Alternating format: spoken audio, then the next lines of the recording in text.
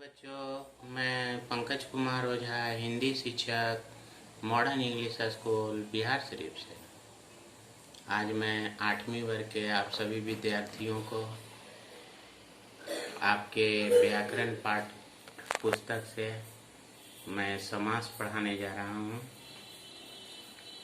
पूर्व के वीडियो में मैंने समास के बारे में आप बच्चों को पढ़ाया था और उसमें तत्पुरुष और कर्मधारय समास को मैं पढ़ा चुका हूँ और जो बाकी 4 समास के भेद बचे हुए थे उसे मैं पढ़ाने के लिए आप बच्चों के सामने उपस्थित हूँ।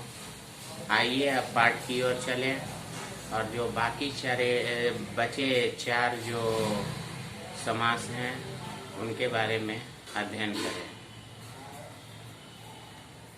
अगला समास है द्विगु समास। किसे कहते हैं?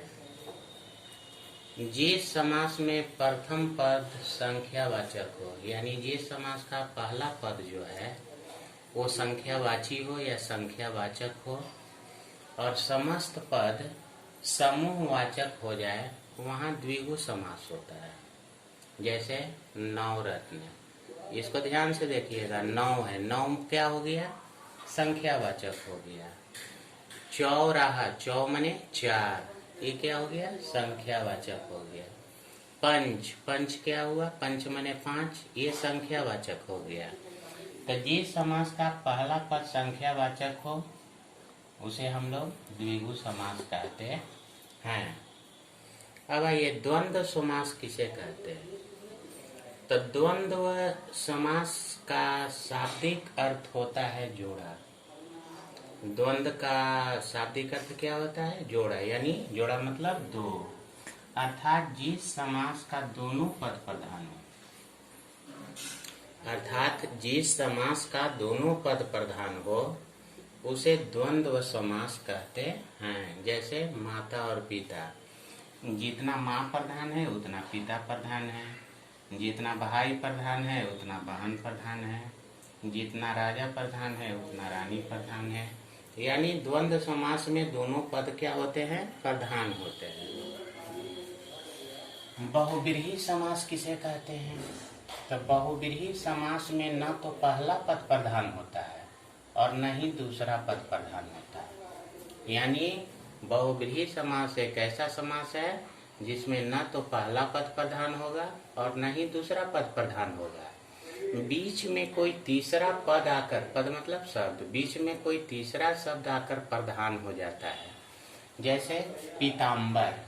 अब इसको समास विग्रह करके देखिए। पीत मने पीला, अंबर मने वस्त्र। जो पीला वस्त्र पहनते हैं ना तो पीत प्रधान होगा और न ही अंबर प्रधान होगा, यानी बीच में कौन टपक गए? विष्णु जी। तो पीताम्बर समास था लेकिन न पहला पद प्रधान है न दूसरा पद। कौन प्रधान हुए? विष्णु जी। जैसे दशानन, 10, 10 मने 10 हो गया, आनन मने सिर। जिसके 10 सिर हो तो तुरंत तीसरा पद कौन बीच में आ गया? रावण आ गया।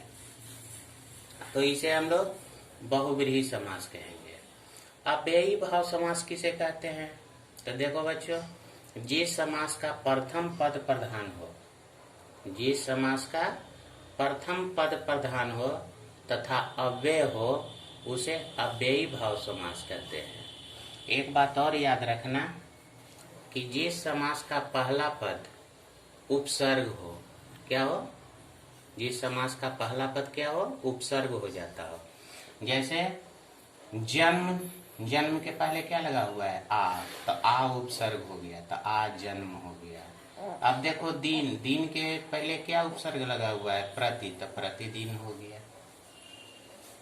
अभी आप सभी बच्चों ने समास के बारे में पढ़ा और समझा। इसे आप लोग अपनी उत्तर पुस्तिका में लिख लेंगे और याद भी कर लेंगे।